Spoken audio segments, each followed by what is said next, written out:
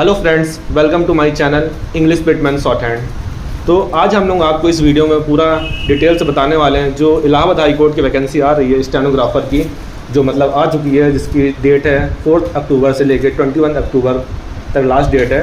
तो इस फॉर्म के रिगार्डिंग हम लोग आपको पूरी डिटेल बताएंगे, इस एग्ज़ाम को आपको कैसे क्वालिफाई करना है, क्या करना है और क्या नहीं करना है। तो पूरा मतलब डिटेल आपको बताने वाले हैं कैसे पढ़ना है। तो हमारे साथ डिस्कशन के हमारे साथ चारों स्टेनोग्राफ़र, मतलब हमने लेके चारों स्टेनोग्राफ़र बैठे हैं और चारों एटा डिस्ट्रिक्ट कोर्ट में पोस्टेड हैं। तो जिसमें से ये मनोज कुमार जो कि हिंदी स्टेनोग्राफ़र है, और ये अनुपम अग्रहरी जो कि इंग्लिश स्टेनोग्राफ़र है, और ये अजय जो कि हिंदी स्टेनोग्राफ़र है। हम चारों मिलकर आप लोगों को पूरी डिटेल दें, क्या मतलब एग्ज़ाम के रिगार्डिंग क्या करना है क्या नहीं, पूरा बताने वाले हैं।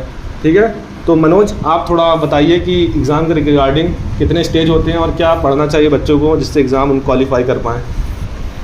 देखिए दोस्तों, ये जो वैकेंसी है बहुत मतलब अच्छी वैकेंसी मानी जाती है, और हाई कोर्ट का जो इसमें प्रोसीजर है बहुत फास्ट होता है, वैकेंसी बहुत जल्दी पूरी हो जाती है।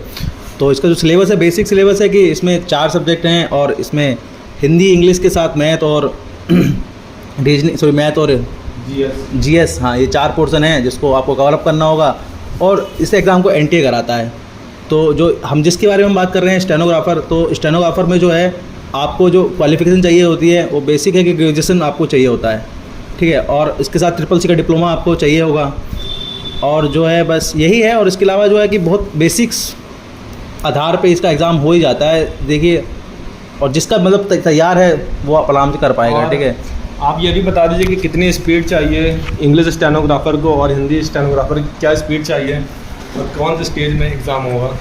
रिटन क्वालिफाई करने के बाद टाइपिंग टेस्ट होता है, और पहले तो ये चीज़ सब लोग क्लियर कर लें कि ऐसा नहीं है कि इंग्लिश स्टेनोग्राफ़र सिर्फ इंग्लिश की टाइपिंग टेस्ट देगा। तो सारे लोग जो हिंदी के स्टेनोग्राफ़र हों या इंग्लिश के हों, सबको टाइपिंग टेस्ट दोनों देने हैं, इंग्लिश और हिंदी। इंग्लिश की 30 WPM है और हिंदी की 25 WPM है जैसा कि आप लोग नोटिफिकेशन में देखा ही होगा।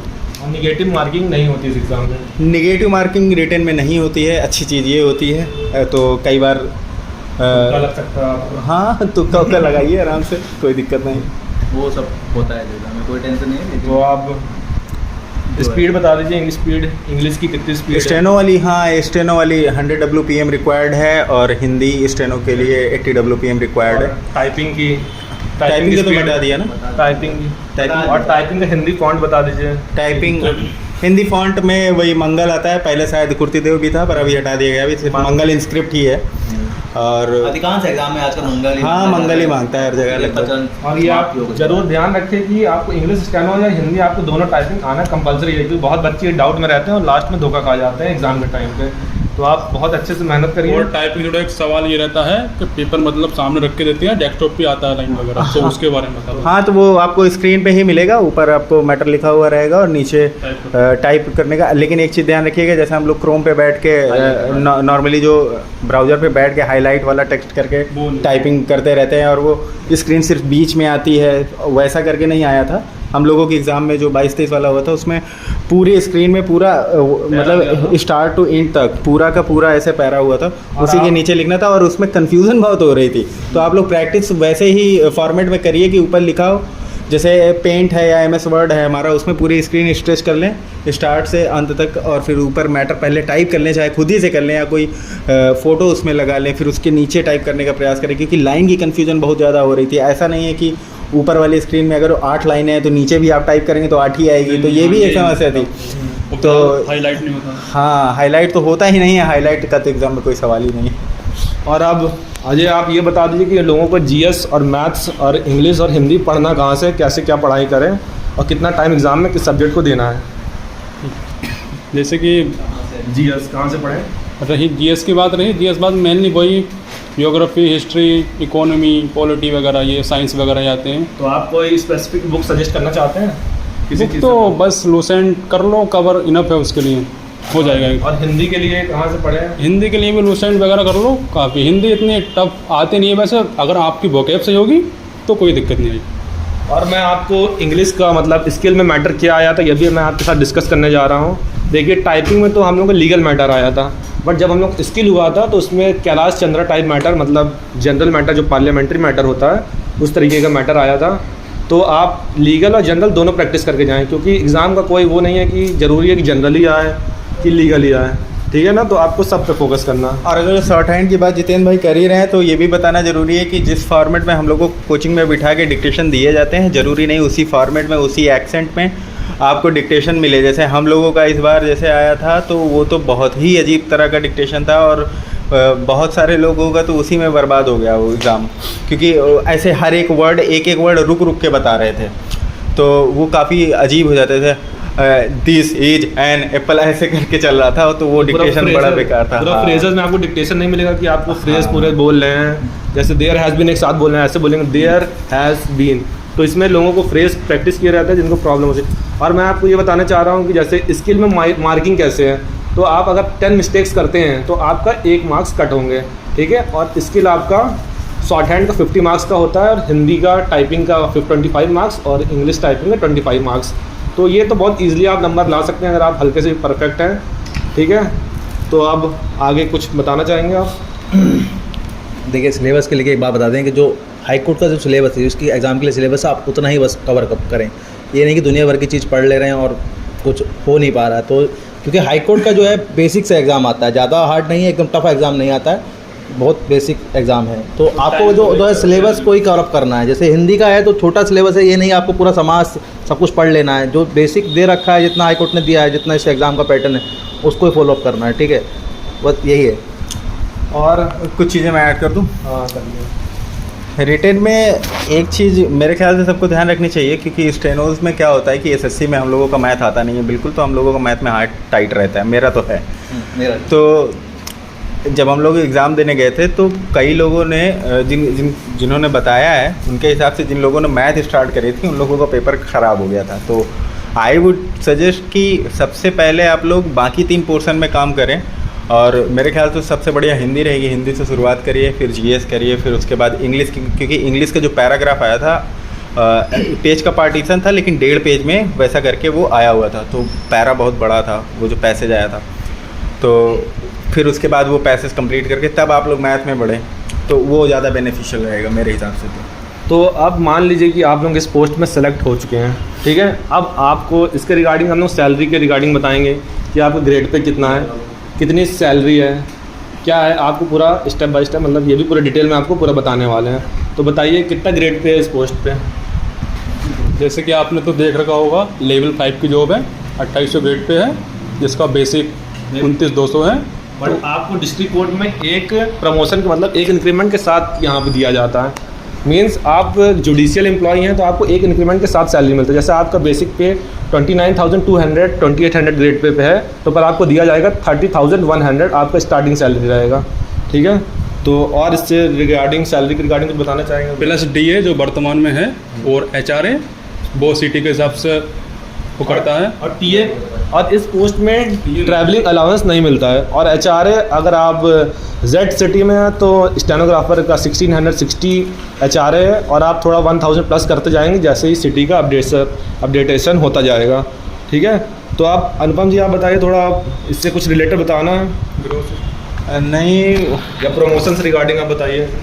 प्रमोशन का तो 3 प्रमोशन होता है, हम लोग 2800 पे ज्वाइन करते हैं। उसके बाद एक जैसे ही सीट खाली होते हैं वैसा कोई पर्टिकुलर ये नहीं है कि 3 साल बाद आप प्रमोट कर दिए जाएंगे, 5 साल प्रमोट। अगर जो आपके कोर्ट में, आपके डिस्ट्रिक्ट कोर्ट में अगर जो सीट खाली है तो अमूमन प्रमोशन हो जाता है, 2-3 साल में भी हो सकता है। और प्रमोशन के लिए कोई एग्ज़ाम नहीं होता? हाँ, कोई एग्ज़ाम वगैरह नहीं होता, कोई वैसा कोई क्राइटेरिया नहीं है, बस अगर सीट खाली है, वैकेंसी और देनी है तो आपको प्रमोट कर दिया जाता है। फिर उसके बाद लास्ट प्रमोशन, लास्ट नहीं कहेंगे पर हाँ एक तरह से लास्ट भी है, 4600 पे हम लोग प्रमोट होते हैं। उसके अलावा एक एग्जीक्यूटिव असिस्टेंट की एक पोस्ट होती है, वो हर एक डिस्ट्रिक्ट कोर्ट में नहीं होती है, जो कि शायद 5400 की होती है, राइट? अच्छा, मुझे इसका आइडिया नहीं। एक पोस्ट होती है जो डिस्ट्रिक्ट जज के जो स्टेनो होते हैं उनमें से एक स्टेनो को एग्जीक्यूटिव असिस्टेंट की पोस्ट दी जाती है, जिसका पे ग्रेड ये 5400 के आसपास है। तो प्रमोशन का यही है। तो वर्क प्रेशर कैसा इस डिस्ट्रिक्ट कोर्ट में रहता है, मतलब कितना वर्क प्रेशर रहता है ये भी बताया जाए। और इंग्लिश स्टेनो को ज़्यादा काम रहता है कि हिंदी स्टेनो को ज़्यादा काम रहता है? एक चीज़ मैं ये भी ऐड कर दूँ कि रिटन एग्ज़ाम में जो जीएस आती है, जीएस के पोर्शन में रीजनिंग भी आता है, तो उसमें कम से कम 8 से 10 क्वेश्चन में भी रहते होंगे ना?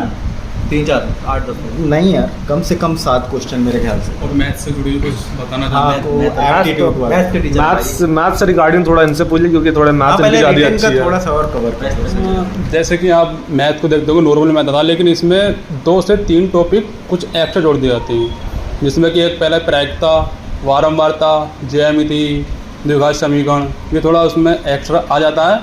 तो मेनली फोकस इन 4 टॉपिक पर कर सकते हैं, क्योंकि आपने पहले वाला पेपर देख सकते हो आप, तो उसमें भी आपको 2 से 3 क्वेश्चन टॉपिक वाइज जो 4 बताए हैं उसमें मिल सकते हैं। बाकी तुम्हारा समय कार्य, दूरी, नाप और चाल, ये सब मिल जाएगा। और ट्रिपल सी का तो हम लोगों ने बताया ही नहीं, बताया ट्रिपल सी का बता दिया मनोज भाई ने, लेकिन मैं एक चीज़ और एक हैक बता देता हूँ लोगों को कि जैसे स्टार्टिंग में क्या है कि पहली चीज़ तो आप लोग प्रीवियस ईयर के पेपर देख चुके होंगे, अगर नहीं देखें तो ज़रूर देखें, क्योंकि लिंक मैं आपको डाल भी दूंगा इस चैनल के। हाँ, इनका टेलीग्राम चैनल है, उस पर भी पोस्ट कर दिया जाएगा, उसका लिंक भी डिस्क्रिप्शन में हाँ, वो भी डिस्क्रिप्शन में दे दिया। बाकी बात ये है कि जो इस टाइम का इस बार का जो पैटर्न रहा है जीएस का और हिंदी के क्वेश्चंस का, उसमें वो जो मिलान करने टाइप वाला पूरा फॉर्मेट बना के दिया गया था, जिसमें हर एग्जाम बढ़ ही रहा है थोड़ा बहुत। हाँ, आप देखते होगे लेवल इसमें ये एक्स्ट्रा कर दिया। जीएस में तो बढ़ ही रहा है, हिंदी में भी तो था। हाँ, हिंदी में भी मतलब आपको एक क्वेश्चन में 4 क्वेश्चन मिलेंगे, तो उस हिसाब से। लेकिन हाँ, ये है हैक, ये है कि अगर आप दो भी अगर आप सही मिलान कर लिया तो आपका क्वेश्चन बन जाता है। और मेरा ये था, ये भी आप बता दें कि मतलब आपको रिटर्न के बाद कितना समय स्किल के लिए मिलेगा। ये ना सोचे कि आप इंतजार करें, टाइपिंग ना सीखें रिटर्न के बाद। नहीं, उस मामले में तो मैं ये कहूँगा कि विदिन 6 मंथ ज्वाइन भी करा देंगे। तो आप लोग उस हिसाब से लेके चलिए कि जैसे ही रिटर्न कंप्लीट हुआ उसके 10-15 दिन में फिर से अगले स्टेज के लिए एडमिट कार्ड आ जाता है, फिर उसके बाद एग्जाम्स वगैरह हो जाते हैं, तो बहुत ज़्यादा टाइम नहीं मिलता है। तो रिटर्न के बाद 3 मंथ्स में एग्जाम हो जाएंगे स्किल के, इतना मान के कैसे चलिए। हुआ था हम लोग हमारा मतलब पता नहीं शायद चालू है 14 अक्टूबर लास्ट डेट दिखी थी, उसके बाद 10 दिसंबर को हमारा एग्ज़ाम हो गया था रिटर्न, और फिर 19 जनवरी को हमारा रिजल्ट आ गया था। उसके बाद 31 मार्च को हमारा स्किल टेस्ट हो गया था, और उसके बाद 16 मई को फाइनल रिजल्ट आ गया था। और उसके बाद 2 से 3 दिन बाद हमारे पास कॉल आ गई थी कोर्ट वाइज, मतलब जिसमें कोर्ट में हमारा पोस्टेड हुआ था, जिस डिस्ट्रिक्ट में हुए थे, तो वहाँ से हमारे पास कॉल आ गई थी, और उसके 2 से 3 दिन बाद डीबी कराई गई, हमारा हमें ज्वाइनिंग दे दी थी। तो और मतलब स्टडी से रिलेटेड और कुछ बताना है आपको, या टॉपिक मतलब आगे बढ़ा जाए ज्वाइनिंग के बाद? क्या मेरे ख्याल से रिटर्न के बारे में कुछ चीज़ें और बतानी चाहिए, अगर लोग यहाँ तक आए हैं देख रहे हैं तो कुछ तो उनको मिले स्पेशल। जैसे कि मैं तो ये कहूँगा कि मैं अपना बताता हूँ कि रिटर्न में मेरे ख्याल से सभी लोग एग्री करेंगे कि अगर जो आप रिटर्न में अच्छा खासा मार्क स्कोर कर लेते हो, तो अगर जो आपका स्किल थोड़ा 19 भी है तो कोई दिक्कत नहीं है। तो अगर जो हाँ, मेरे ख्याल से everybody will agree on that. मामला ये है कि हम लोग हमेशा क्या करते हैं कि या तो बहुत ज़्यादा शॉर्ट हैंड फोकस हो जाते हैं, या तो बहुत ज़्यादा रिटर्न फोकस हो जाते हैं। एग्ज़ाम्स वगैरह सभी लोग देते ही रहते हैं, पर मेरे ख्याल से जो लोग भी इस वैकेंसी के पीछे लगे हुए हैं, इससे बढ़िया अपॉर्चुनिटी नहीं आने वाली है। अभी कुछ दिनों तक तो बिल्कुल नहीं आने वाली, इलेक्शन के आसपास नहीं है। अगर आपको जल्दी 6 महीने में अगर जॉब लेनी है तो आप फोकस कर सकते हो।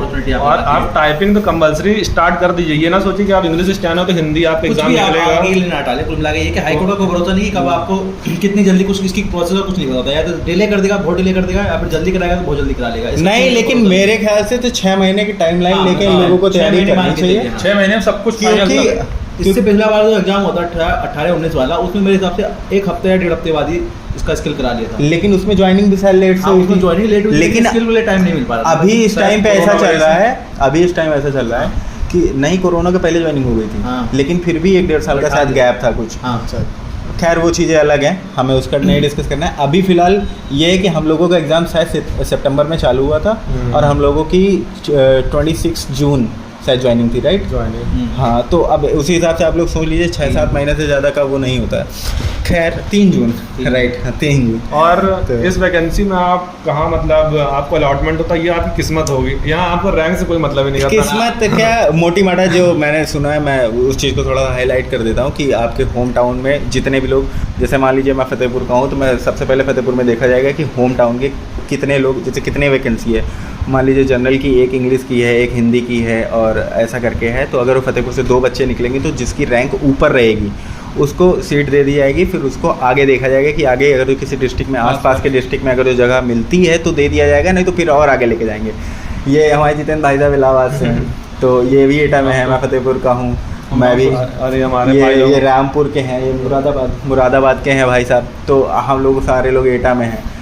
अब आप उस हिसाब से समझिए। खैर इस बारे में कोई अनिश्चितता है, क्योंकि मेरा एक दोस्त है अंकित नाम से है, हाँ। उसकी रैंक 15 है, हाँ। और वो एससी कैंडिडेट था। अमरावती में 29 सीट्स थी, लेकिन उसको तब भी बदायूं डिस्ट्रिक्ट दिया गया है। तो इस बारे में हम कुछ ये बता नहीं सकते। नहीं, यही सेम केस मेरे साथ हुआ है। और वो असल में- एससी में रैंक बंद था। ये भी एक बड़ी बात है कि आप बोलेंगे ऐसी सीट नहीं, तो एससी में उसकी रैंक फर्स्ट थी, तब भी उसको तब भी नहीं मिला, मुरादाबाद नहीं मिला है, ये उसको तो बदायूं ये मिला। तो यूनिक है। और ये हमारे अनुपम 305 में से आई थिंक 28 रैंक थी शायद, नहीं 34 34 थी, 34 फिर भी या ये 38। इतना दूर आ गए हैं। हाँ, क्योंकि मेरे साथ क्या हुआ, मेरे फतेहपुर में मैंने बाद में ज्वाइनिंग लिस्ट जब निकाल के देखी तो जनरल का मैं EWS से डाला था, लेकिन जनरल फाइट थी मेरी, तो जनरल का जो एक सीट इंग्लिश की थी उस पर कोई और बंदा था, 14-15 रैंक में रहा होगा, तो उसको दे दिया गया था। खैर मैं है कि ये बताने वाला था कि रिटर्न में जो मैंने बताया कि स्कोर ज़्यादा करिए, तो हम लोग कई बार स्टेनो में ज़्यादा फोकस करने लगते हैं, कई बार रिटर्न में ज़्यादा फोकस करने लगते हैं, तो फिर ये गड़बड़ा जाता है मामला। तो मेरे ख्याल से आप शॉर्ट हैंड को डेली लिखें भी और टाइप भी करें और पढ़ें भी, जिससे आपकी टाइपिंग प्रैक्टिस भी हो जाएगी, लेकिन साथ में रिवीज़न का टाइम उतना ही निकाल के चलिए, क्योंकि अगर जो आप मोटी माटा अगर 20-20 क्वेश्चन या 22-22 क्वेश्चन भी लेके चलें तीनों सब्जेक्ट में बाकी, तो 66 तो यही हो जा रहा है। तो अगर मैथ आपकी वीक है, जो कि बहुत लोगों की होती है स्टेनोग्राफी में, मैं अपना बताऊं, मेरा बाकी का छोड़ो, खाली मेरा मैथ 10 क्वेश्चन सही था, जिसमें एक तुक्का था। हाँ, तो अब 10 क्वेश्चन, उसके बाद मेरा 75 के आसपास था, फिर भी मेरी रैंक बढ़िया आ गई, और मेरा शॉर्ट हैंड में नंबर बहुत ज़्यादा अच्छा नहीं था, 39 था 50 में। तो कहने का मतलब ये है कि अगर जो आप लोग रिटेन में बहुत बढ़िया नंबर अगर ले आते हैं, तो आपको स्किल टेस्ट में थोड़ा सा अपर हैंड मिल जाता है। बाकी बात और ये शॉर्ट हैंड में ये है कि कोई इसमें क्वालिफिकेशन मतलब नहीं होता, मिनिमम क्राइटेरिया मार्क्स कोई लाने की जरूरत नहीं। आप ये सोचे कि 10% मिस्टेक छूट है, ऐसा कुछ नहीं है यहाँ पे। सबसे लोएस्ट एक बंदा था जिसके 33 आए थे, 33 नंबर 50 में से, मतलब वो 170 मिस्टेक किया बंदा, हाँ, फिर भी उसका सिलेक्शन हुआ क्योंकि उसका रिटर्न में ज़्यादा नंबर था। रिटर्न में ज़्यादा तो नंबर था। आपको फोकस रिटर्न में सबसे ज़्यादा करना है, ये मैटर करता है। लेकिन लोएस्ट ही था 33, उसके नीचे वालों को सुना भी नहीं है, और तो पता नहीं उसके बाद। तो क्योंकि उसका रिटर्न में बहुत अच्छा नंबर हो, तो ये डिस्क्वालिफिकेशन मार्क्स कुछ नहीं है, क्वालिफाइंग कुछ नहीं है, 10%, 5%, 8% ऐसे कुछ नहीं है। बस आपको रिटर्न में ज़्यादा मेहनत करिए, स्पेशली इंग्लिश के हैं तो। हाँ, इंग्लिश की, क्योंकि हिंदी की मेरिट तो एज कम्पेयर टू इंग्लिश तो जाती है। बट इस बार इंग्लिश की सीट भी कम हो गई है, 66 सीट है। तो उम्मीद है कि मैं बता रहा हूँ रिटर्न में आपको कम से कम सेफ रहने के लिए 75 प्लस तो मेरे हिसाब से चाहिए, क्योंकि लास्ट टाइम 305 सीट्स थी और लास्ट टाइम 56 नंबर वाले का जनरल कैटेगरी में रिटर्न में हुआ था, उसका हुआ था। तो मैं इस अकॉर्डिंग आपको बता रहा हूँ कि आपको 75 प्लस तो लाना ही आपकी पड़ेगा। बार की मेरिट शायद हिंदी की 162 गई थी, राइट? हाँ, जनरल की, और इंग्लिश की 151 गई थी, और पिछली बार भी ऑलमोस्ट इधर उधर करके यही मेरिट थी, पिछली बार भी लगभग यही। तो अब की बार जो इंग्लिश वाले हैं वो अपना, अभी से एक मोटा मोटा आइडिया बता दूं कि 5-6 नंबर ज़्यादा बढ़ा के चल सकते हैं, और हिंदी वाले भी, क्योंकि हिंदी वालों की भी सीट कम है। पिछली बार शायद 1183 सीट थी, राइट? इस बार हाफ हो गई है। हाँ, इस बार हाफ हो गई है। और इंग्लिश वाला तो बैकलॉग टाइप का लग रहा है कि 66 वैकेंसी जो बच गई थी, जो जिन लोगों ने छोड़ दिया, कोई और ज्वाइन कर लिया, उनको कर दिए गए। तो हो गए। बाकी अगर होम टाउन मिल जाता है आप लोगों को तो वो तो वेल विशेस है उसके लिए। तो इस टॉपिक से रिलेटेड और कुछ बताना है कि हम लोग अब जॉब के बाद क्या रूल है, मतलब क्या इस जॉब से प्रोफाइल है, उस पर बात डिस्कशन कर करें। मेरे ख्याल से तो- रिटर्न और ये सब का तो रिटर्न और हम लोग short hand regarding, syllabus regarding, exam कितनी स्पीड क्या है, ये सब हम लोग ने आपको इस टॉपिक को पूरा बता दिया। तो हम लोग आपको सैलरी के बारे में डिस्कस ऑलरेडी कर चुके हैं, तो हम लोग का रिटर्न थोड़ा छूट गया था, तो हम लोग दोबारा कवर किए हैं। तो अब हम लोग इसको क्या बोलते, प्रमोशन भी आपको बता दिए हैं। तो अब हम लोग इसका वर्क प्रेशर बताएंगे कि डिस्ट्रिक्ट कोर्ट में लोग बहुत बोलते हैं काम बहुत होता है, काम बहुत होता है। तो इसके रिगार्डिंग हमारे भाई लोग बताएंगे आपको कि क्या वर्कलोड है, कितने स्टैनो एक कोर्ट में लगे हैं, तो कैसा वर्क है। तो बताइए आप लोग, बताइए। तो मैं शुरू से बताता हूँ, जब मेरी यहाँ पे ज्वाइनिंग हुई थी तो मैंने DAA डकैती अफेक्टेड एरिया कोर्ट ज्वाइन करा था, और जहाँ पर मुझे लकीली एक सर मिले थे जो कि इंग्लिश में काम कराते थे। Most of the district courts में ये हुआ है कि जो लोग इंग्लिश के स्टेनो थे वो लोग एक्चुअल इंग्लिश का काम कर ही नहीं रहे थे, और ये लगभग ये प्रॉब्लम है थोड़ा सा डिस्ट्रिक्ट कोर्ट में। बाकी काम का ऐसा है कि अगर आपका अधिकारी काम, जैसे हम लोगों को स्टार्टिंग में एक सीनियर स्टेनो के साथ लगाया गया था। हाँ, ये भी चीज़ बताना ज़रूरी है कि आपकी कोई ट्रेनिंग वगैरह नहीं होने वाली है। जो भी ट्रेनिंग होगी वो आपके सीनियर ही आपको देंगे। तो हम लोगों की भी ऐसे ही हम लोग काम सीखा था सीनियर के साथ बैठ के। लगती हैं तो सीनियर मिल जाएगा। हाँ, अगर आपको अकेले कोर्ट दे दी गई तब तो मामला ही खराब है। हमारे साथ बैठे हैं, अकेले कोर्ट संभाल रहे हैं और न्यूज़ नहीं, स्टार्टिंग में जब मैंने ज्वाइन किया तब भी मेरे साथ भी एक सीनियर था।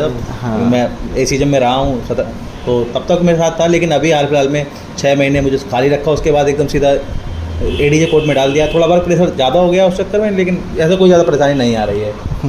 तो इतना वर्कलोड भी नहीं है जितना लोगों के मुंह से सुनने को मिलता है कि आप ऑफिस जा रहे हैं 10 बजे आ रहे हैं 8 बजे लौट रहे हैं। वो एक्सेप्शनल जैसे सीजीएम कोर्ट है, कुछ कोर्ट ऐसी यहाँ पे जो वर्कलोड वहाँ बहुत अच्छा वाला रहता है, तो वहाँ मान सकते हैं। बट ऐसा रेयरली मतलब है कि ऐसा नहीं है कि आप 10 बजे जा रहे हैं और 9 बजे आ रहे हैं 8 बजे, ऐसा नहीं है। एडीजे कोर्ट्स में लोअर कोर्ट की अपेक्षा मेरे ख्याल से थोड़ा सा वर्कलोड कम है। और बाकी जहाँ जहाँ पर 2 लोग हैं, जैसे हम हैं और ये जितेंद्र भाई, हम लोग इंग्लिश के स्टेनो, तो हम लोगों को सप्लीमेंट्री टाइप का रखा गया है कि साथ में एक हिंदी स्टेनो है सीनियर, उनके साथ में हम लोगों को सप्लीमेंट्री रखा गया है। लेकिन हालांकि मैंने शुरू से बहुत सारा काम किया इंग्लिश में, लेकिन वर्क प्रेशर अगर देखेंगे तो वर्क प्रेशर ऐसा बहुत ज़्यादा नहीं है, ठीक है। मतलब आप काम करोगे, खाली नहीं बैठोगे, लेकिन हाँ ये नहीं है कि एकदम परेशानी हो जाए। और आप स्टेनो तो इसका मतलब ये नहीं कि सिर्फ ऑर्डर, जजमेंट, बेल यही सब करोगे।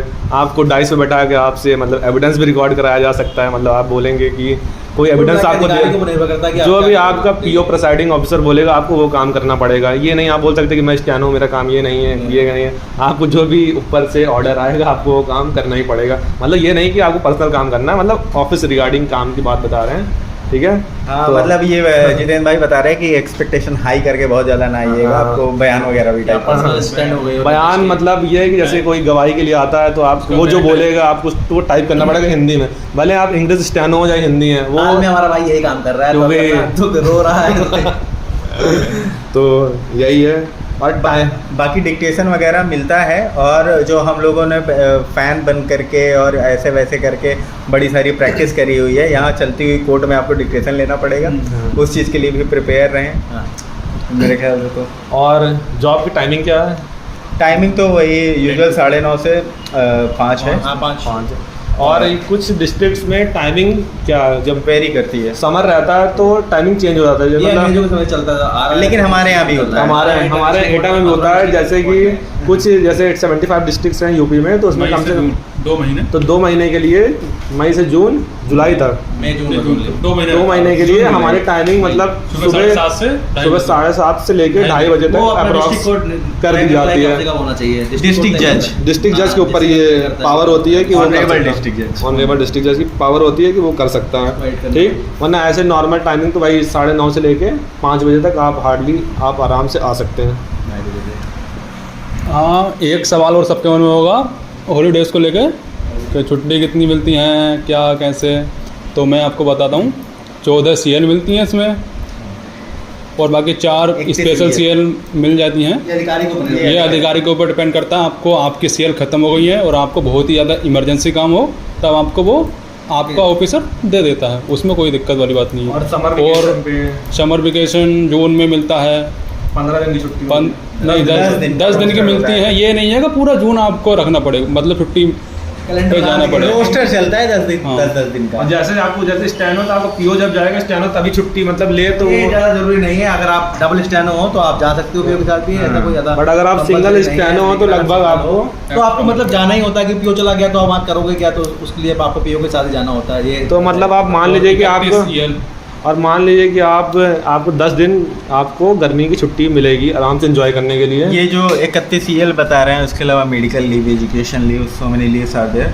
सो एक PDF भी ग्रुप में प्रोवाइड कर दी जाएगी और उसके रिगार्डिंग, लीव के रिगार्डिंग। विंटर वेकेशन, और विंटर वेकेशन में आपका समय 25 से 31 दिसंबर तक, 25 से 31 कैलेंडर आता है पहले ही, सारे कैलेंडर पहले ही दे दिया जाता है। हाँ, और हाई कोर्ट की जितनी छुट्टियां हैं उनको मान के मत चलिएगा कि डिस्ट्रिक्ट कोर्ट की छुट्टियां हैं, तो ऑनरेबल हाई कोर्ट जो भी कैलेंडर प्रपोज करते हैं या बनाते हैं वही चीज़ हम लोगों को यहाँ पर और फॉलो करनी होती है। और लोकल छुट्टी होती है 5 नहीं 7 7 लोग 7 लोकल छुट्टी होती है और सेकंड सैटरडे आपका ऑफ रहेगा परमानेंट वाला, और 4th सैटरडे को पीओ का ऑफ रहता है, पर हाँ। स्टाफ का खुला रहता है 4th सैटरडे, तो आपको आना कंपलसरी रहता है, बट आपके लिए वर्क नहीं रहेगा क्योंकि पीओ ही मतलब छुट्टी नहीं, है। आपका जो भी उस दिन पेंडिंग वर्क Pending रहता वर्क है आप- वो आप कंप्लीट करते हैं। जैसे अगर कोई पीओ आपको फैक्ट वगैरह बनाने के लिए देखे गए हैं तो आप बनाएंगे।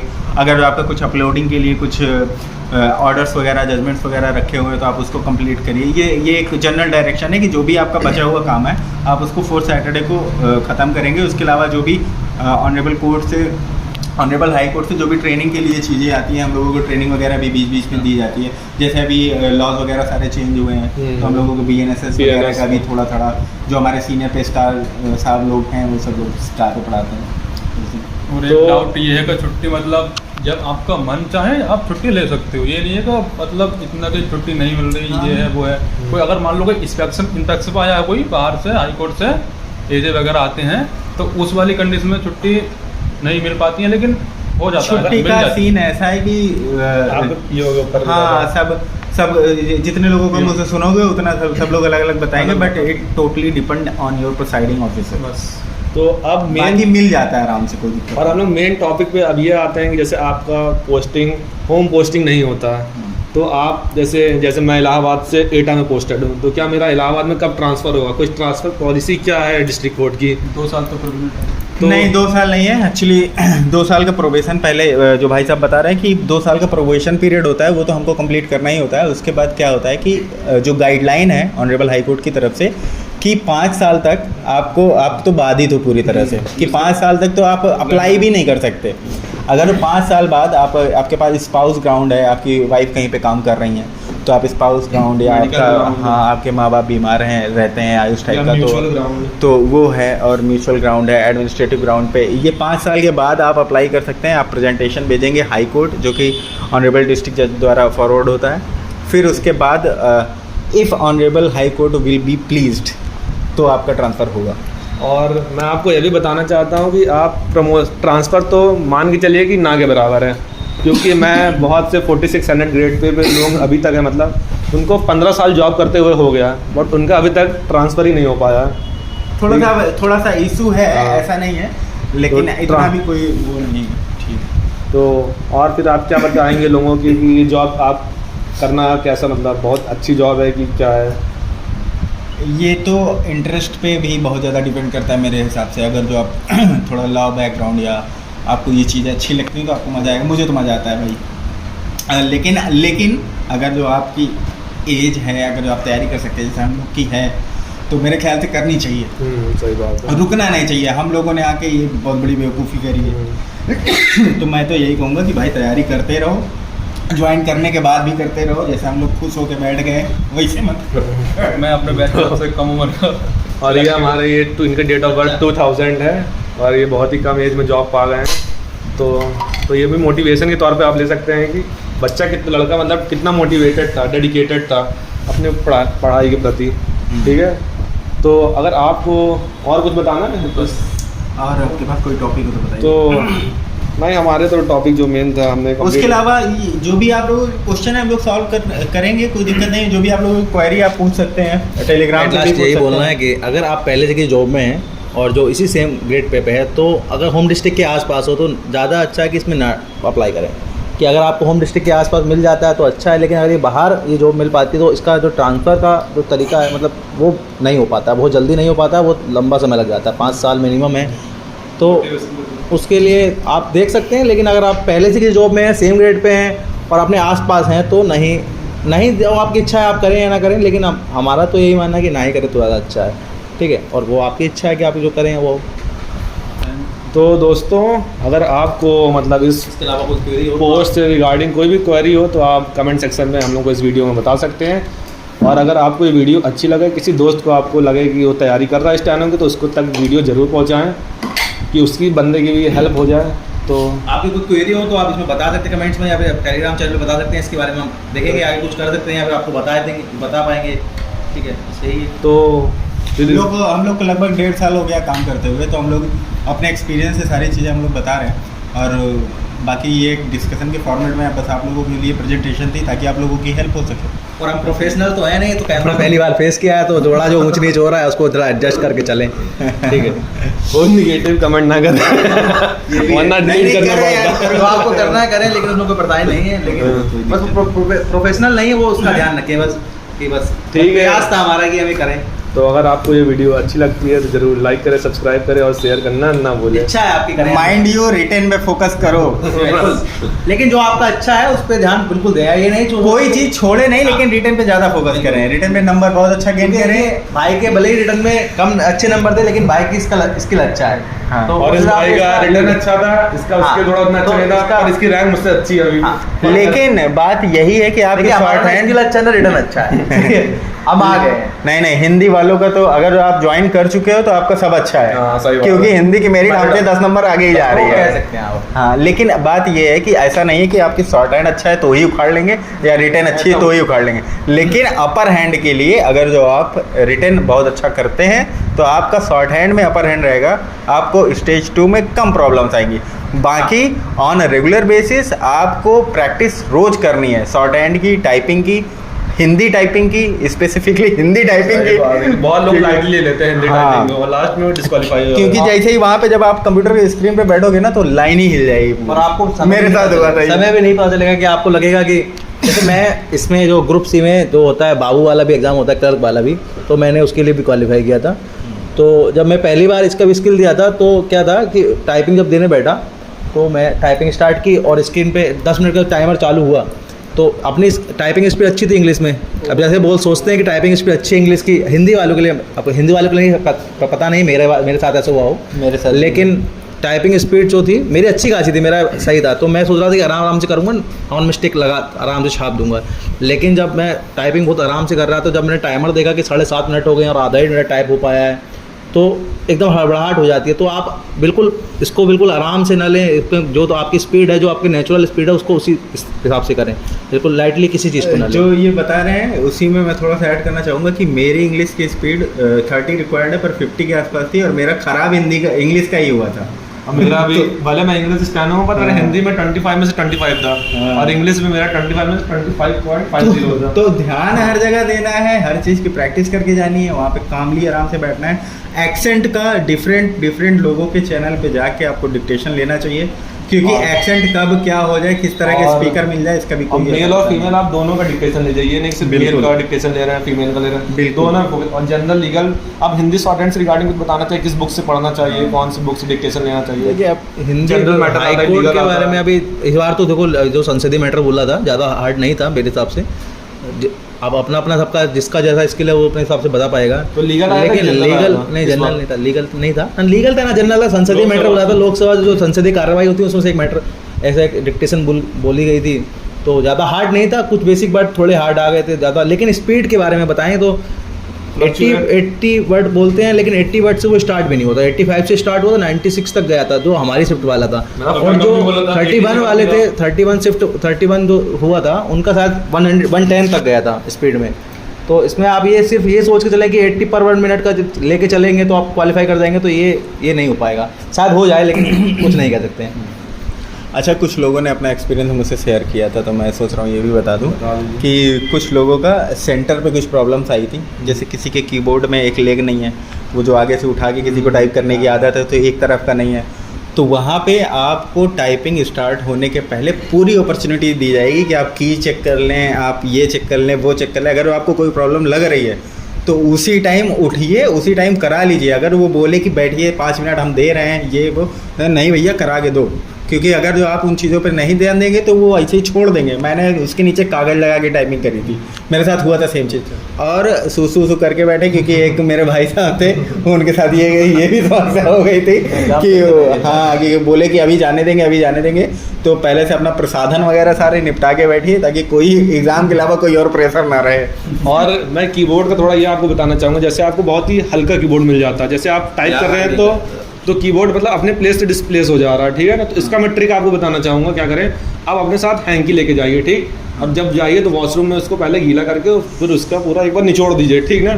तो फिर क्या करिए, जब आप टाइप करेंगे तो उस हैंकी को कीबोर्ड के नीचे रख दीजिए, ठीक ना। तो आप देखिएगा तो आपका कीबोर्ड कभी डिसलोकेट होगा ही नहीं अपनी जगह से। दूसरा तरीका ये है कि मॉनिटर को ऐसे पकड़ के थोड़ा आगे करिए और फिर कीबोर्ड को उससे सटा दीजिए, बस काम खत्म। बस लेकिन जो अगर आप लेग वगैरह लगा के उसमें करते हैं तो उसका ध्यान रखें, अगर वो टूटा है तो तुरंत बदल लें। कोई भी आपकी समस्या है तो आप सेंटर पे जब तक उस चीज़ को बदलवा नहीं लीजिए तब तक बैठिए नहीं सीट पे, नहीं तो वो लोग अवॉइड कर देंगे। आपकी चेयर में प्रॉब्लम है, आपके कंप्यूटर में कुछ भी समस्या है, क्योंकि एग्जाम ये वाला हो गया तो फिर काम खत्म है मामला। और ये टाइम जो करना है और ये हाई कोर्ट का एग्जाम में कोई कैंसिलेशन कुछ नहीं होने वाला, जितना आप प्रोटेस्ट कर लीजिए कुछ नहीं होगा। अच्छा, आप सोच रहे होंगे कि हमको पता क्या चलेगा कीबोर्ड खराब है, तो इसके लिए आपको 1 मिनट का पहले ट्रायल दिया जाता है, तो आपको उसमें पता चल जाएगा आपके कीबोर्ड में क्या कमी है। उसमें आपको सारी कीज टाइप करके देखनी है और कर लेना, ये नहीं जितना दिया गया आप वही करें, जो आपको जो इच्छा है वो आप करें, पूरा कीबोर्ड अपना चेक कर सकते हैं। और टाइपिंग के टाइम पे आपको सोच रहे होंगे जैसे फॉन्ट छोटा है तो उसमें आपको फॉन्ट बड़ा करने का भी ऑप्शन दिया रहेगा। जैसे A+ रहेगा तो आप फॉन्ट उसका बड़ा होगा, ठीक।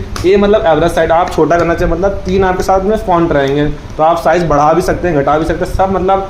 और मैटर जो रहेगा वो आपके एक ही पेज में रहेगा, कोई आपको स्क्रॉल करने की जरूरत नहीं पड़ेगी। वो 250 वर्ड जो हिंदी के रहेंगे वो एक ही पेज में आएंगे, आपको स्क्रॉलिंग तो करनी ही नहीं है। बस लाइन आप कंफ्यूज ना, क्योंकि लाइन बहुत पास रहती है तो इससे दिक्कत हो सकती है, लोग कंफ्यूज हो जाते हैं। बिल्कुल सही बात। और एक चीज़ और है कि रिटन में भी, जैसे कि ऑनलाइन नहीं है ये तो सबको पता ही है, तो एक चीज़ का खास ध्यान रखें कि जैसे जैसे मैंने जो किया था कि एक मैंने सेक्शन, जैसे हिंदी का सेक्शन कंप्लीट किया तो सारे के सारे पहले अपना गोला कर लिया। अगर जो आपका कहीं मार्किंग में कहीं छूट गया तो धराया पूरा धरा का धरा रह जाएगा। और जहाँ तक आप लास्ट में भरते हो तो कभी ना कभी आपके भरने हैं, जब उसको बोला तो मेरे हिसाब से तो साथ में भरते जाओ ज़्यादा सही है। मेरे ख्याल से साथ में भरो, साथ में भरे, एक पोर्शन कवर अप करके सबसे बढ़िया ये भी मैंने ही किया। टाइम मैनेजमेंट अच्छा होता है उसमें, ठीक है। आप अगर एक साथ कर पाएंगे लास्ट में तो आप हाथ आपका हड़बड़ा जाएगा उसमें, मान लो लास्ट के 10 मिनट बचते हैं और आप उसमें करने बैठ जाते हैं, उसको अगर आपने लेस इंपॉर्टेंस दिया तो आपके करे कराए क्वेश्चन खराब हो जाएंगे। तो एक एक सेक्शन मेरे हिसाब से कंप्लीट करते जाइए और तुरंत उसको भरते जाइए। क्योंकि मेरे साथ लेखपाल वाले एग्जाम में यही हुआ था कि मैंने बुकलेट में टिक किया था और मेरे OMR पे वो मार्क ही नहीं था। सही बात है। हाँ। तो ये जो लोग स्टेट का जो एग्ज़ाम देते हैं उसमें हिंदी मस्ट होती है, UP SSC वाला, तो जो हिंदी वो लोग पढ़ रहे हैं उसमें लगभग वही चीज़ें इसमें भी आ जाती, क्योंकि मैंने लेखपाल के लिए पढ़ा था तो हिंदी लगभग उसी में पढ़ थी। सेम हमने भी लेखपाल के लिए पढ़ा था। हाँ। तो उसमें कवर अप हो गया था तो कुछ बहुत ज़्यादा मेरे ख्याल से सबसे पहले आप लोग जाइए और प्रीवियस ईयर पेपर उठाइए, यूट्यूब पे पढ़ा हुआ है, बाकी PDF हम लोग प्रोवाइड कर देंगे। उसके अलावा आपकी कोई क्वेरी हो तो आप लोग क्वेश्चन कर सकते हैं, कोई दिक्कत नहीं। तो दोस्तों फिर वीडियो को यहीं पे एंड करते हैं, ठीक है। Thank you.